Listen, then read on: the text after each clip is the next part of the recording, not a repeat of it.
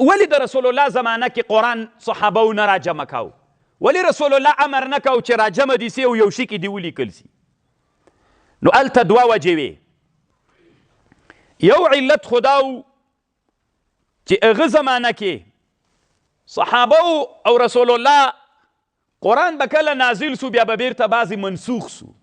د دې په خاطر باندې چې هغه د منسوخ او د ناسخ معلومات وسی نو هغه د رسول الله تر ژونده پورې ټول دا معلومات نه وسوی چې رسول الله وفات سو نو دې ته اوس ضرورت پیدا سو ناسخ معلوم سو منسوخ معلوم. نو یمامه یې ورته ویلې یوه مشهوره غزوه پیښه سوله، غزوه د یمامې. دا د ابوبکر صدیق په خلافت کې وه. دلته اویا نفره صحابه علما او قاریان صحابه په دې جهاد کې شهیدان سول. دغه اویا حافظان صحابه چې شهیدان سول نو عمر رضی الله عنه راغی ابوبکر صدیق صاحب ته ویلې چې دا جنگ د یمامې چې دا ګرم سو بقراء القرآن، جنگ چې ګرمیږي یو څه خلک یې ګرموي، نو دا د یمامې جنگ چې ګرم سوی و دا په علماو او حافظانو د قرآن باندې ګرم سوی و. هغه اویا شهیدان سول. نو عمر صاحب ابوبکر صدیق ته راغی وی ته د قرآن جمع که، حافظان شهیدان سول بیا به حافظ نه پیدا کیږي او قرآن به ضایع سي. ابوبکر صدیق نه ورسره منله حتی شرح الله صدر ابي بکر. مرتن بعد اخرى ابوبکر صدیق ته عمر صاحب راتله د ابتکار د جمع کولو د عمرو رضی الله عنه. بالاخره د ورسره ومنل ابوبکر صدیق صاحب وی سید جمع کوم یې. خو د قرآن کاتبان ول طالبانو د رسول علیه السلام کاتبان صحابه څومره ول؟ یو عالم تیر سوی ابو عبدالله محمد بن علي الانصاري یو کتاب یې جوړ کړی په نامه د المصباح المضيء في كتاب النبي الأمي ورسله إلى ملوك الأرض من عربي وعجمي. په خپل باب کې طالبانو داسې ښه کتاب بیا بل نسته. خپل باب کې چې په دې دوه موضوعاتو بحث کوي، څلوېښت کاتبان د رسول الله ذکر کوي دی چې دا د سیرو په کتابونو کې چا هم نه دي ذکر کړي. المصباح المضيء في كتاب النبي الأمي ورسوله. دوه موضوعاتو باندې بحث کوي طالبانو. عنوان ته مو فکر وي. کله کله ما نه بعضې طالبان پوښتنه کوي یو ښه کتاب راوښیي. ما درس کې ورته ویلی دی لا لوی دی. فکر ته دې پام وي ګوره کتاب نه معلومیږي چې په دوه موضوعاتو جوړ ده. المصباح المضيء في كتاب النبي الأمي ورسوله الى ملوک الارض من عربي وعجمي. نو خو موږ پوه سولو چې دوه خبرو باندې دا کتاب جوړ ده. رسول الله چې کومو کافرانو باچاهانو ته قاصدان لیږلي رسول استازي یو، دویم کتاب النبي الامي د رسول علیه السلام چې کوم کاتبان د وحی والخطونه ورته لیږل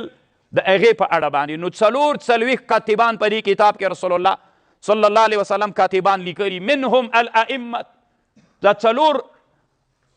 خلفاء ابو بکر و عمر و عثمان و علی رضی الله عنهم څلور کسدان پکې دي. من اراد منکم ان یشبع الکلام فعلیکم بهذا الکتاب. ډېر ښه کتاب د طالبانو. ابي عبدالله محمد بن علي الانصاري 204 کال د هجرت کې تیر ده. د نن نه 200 کاله مخکې دا کتاب جوړ ده. نو د رسول علیه السلام تر دې پورې چې ابوبکر صدیق صاحب دا خبره ومنله، اول یې نه منله وی نه یې کوو، کوم کار چې رسول الله نه ده کړی موږ هم نه کوو. بالاخره ابوبکر صدیق صاحب د عمر سره دا خبره ومنله. بیا یې عمر رضی الله عنه ته وویلې چې ته زید راوغواړه، زید ابن ثابت. قرآن کې ټول صحابه طالبانو 1,14,000 خو چې رسول الله وفات سوی 1,14,000 صحابه ول. دا هم زده کوي ټول صحابه څومره ول. علما وایي چې رسول الله وفات سو 1,14,000 صحابه ول. ډېر چې مخکې له مرګه د رسول الله وفات سوي وي نو هغه 2,000 ته هم نه رسیږي. نو دا 1,14,000 صحابهو کې په قرآن کې د یو صحابي نوم ذکر ده. چې هغې ته زید وایي نو ځکه هم د موږ په کتابونو کې ډېر راځېږي ضرب زید عمرا مررت بزیدین زید اوړي را اوړي هم دا زید ذکر کیږي که قرآن کې ذکر ده بل صحابي په قرآن کې نه د نوم ذکر صرف علما وی ابو داود کې راځي سجل کطی السجل للکتب دغه سجل هم وی صحابي نو دا حدیث ضعیف د علما په بحث کوي علامه ابن الحجر په الاصابه فی تمیز صحابه کې دغه صحابي نوم هم ذکر کړی ده خو بیا هم داسې ثابت نه ده که ثابت سي چې په دغه نامي صحابي و بیا د نوم هم په قرآن کې ذکر ده چې کاتب د رسول الله نو زید یې راوغوښت زید چې راغی ابوبکر صدیق ته عمر هم ورسره ناست ورته ویلې چې ته کاتب د وحی د رسول الله یو ځوان یې ته داسې وکړه چې د قرآن را نقل کړه قرآن را جمع کړه نو ده ورته ویلې چې زه قرآن را جمع کړم هغه ویلې زید ویلې اولې چې ما ته وي دا خبره وکړه په ما دومره سخته تمامه سوله لکه یو غر چې راته وایي چې دا غر ویسه وی څنګه چې د ابوبکر صدیق سینه الله خلاصه کړې وله همداسې الله د ما سینه هم خلاصه کړه ما ورته ویلې لبیک بلکل دا کار زه کوم تتبع پلټنه مو وکړه دا ټول قرآن مو راجمع کړ دا اوس زمانه کې طالبانو چې کوم قرآن د دې ته مصحف عثماني وایي مصحف نه ده دا طالب مصحف للمصحف مصحف نو دا مصحف را جمع کړل سو دغه قرآن چې ده دا اوس دا د حضرت عثمان رضی الله عنه جمع ده ابوبکر صدیق جمع نسته رپی خبر درته کوم حضرت عثمان رضی الله عنه حضرت ابوبکر صاحب دا قرآن را جمع کړ او دا قرآن داسې منظم نه و مازې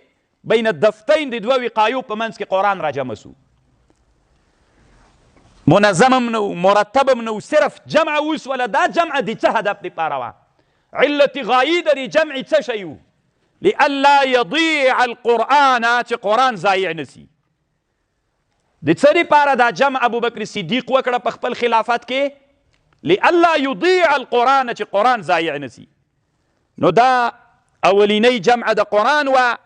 اول جامع د قرآن څوک ده ابوبکر صدیق صاحب ابتکار دی چاو عمر صاحب او د امر ورته وکړه ځکه دی په دې زمانه کې د مسلمانانو خلیفه و بیا د قرآن له هغه سره و له ابوبکر صدیق سره و بیا چې دی وفات سو د عمر سره و بیا چې عمر صاحب وفات سو بیا د حفصې رضی الله عنها سره و حفصه د عمر صاحب لور و د رسول الله صلی الله علیه وسلم بیبي و زوجه وله بیا د دې سره بیا د دې نه وروسته د عثمان صاحب خلافت راغی د عثمان صاحب په خلافت کې صحابه آذربایجان و ارمینیې ته راغلل دلته طالبانو د شمال د مونږ کې دوه وطنونه دي یو ته آذربایجان وی بل ته ارمینیا ارمنستان ورته وی دلته صحابه جهاد ته راغلل دا 15 کال د هجرت نو دلته چې صحابه راغلل بعضې صحابه د تابعین د شام نه راغلي ول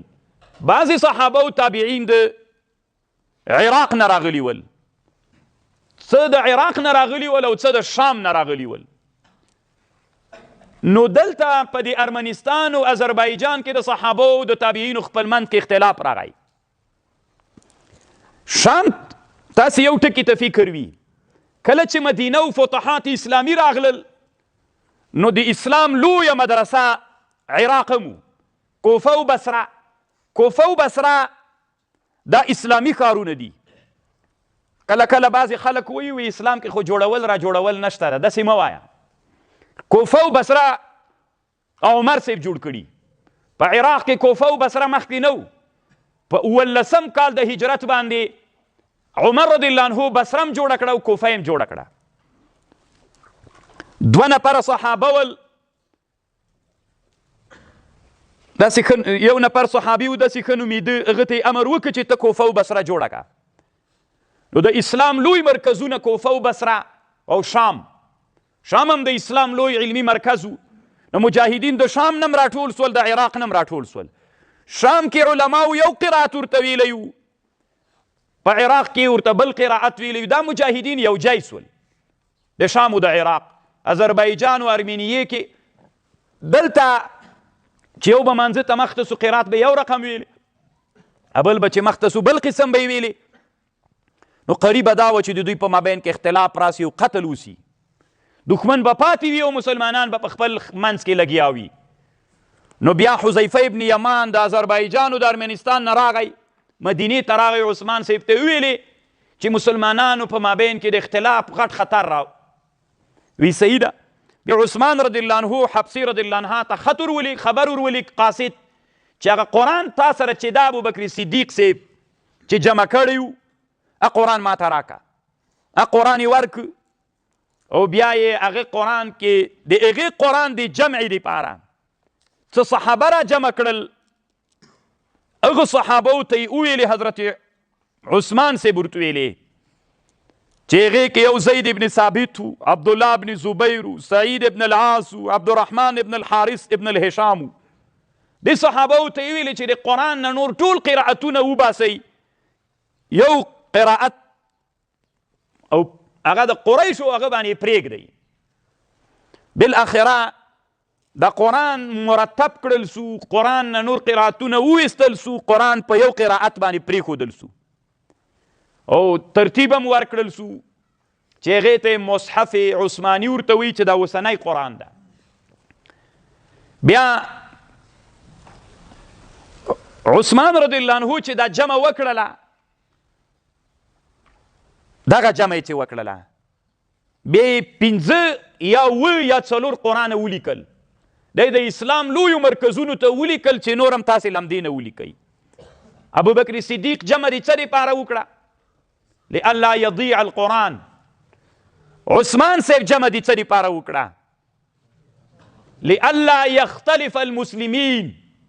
چې اختلافونه کې مسلمانان خپل منځ کې اختلافونه کې لپاره د ازالې او د رفع د اختلاف د مسلمانانو دپاره نو بیا عثمان رضی الله عنه او ما سوا له دې نه چې نور کوم مصحف و هغه یې وسوځول دا یو مصحف عثماني چې په دې اجماع راغله دی 5 یا 7 یا 4 دانې ولیکل چې وروسته خبر پې کوم نور یې ټول وسوځول نو علما وایي چې که قرآن زوړ سي د قرآن پاڼې زړې سي سوځلې څنګه دي نو علما وایي چې سوځلې جایز دي ځکه عثمان صاحب وسوځه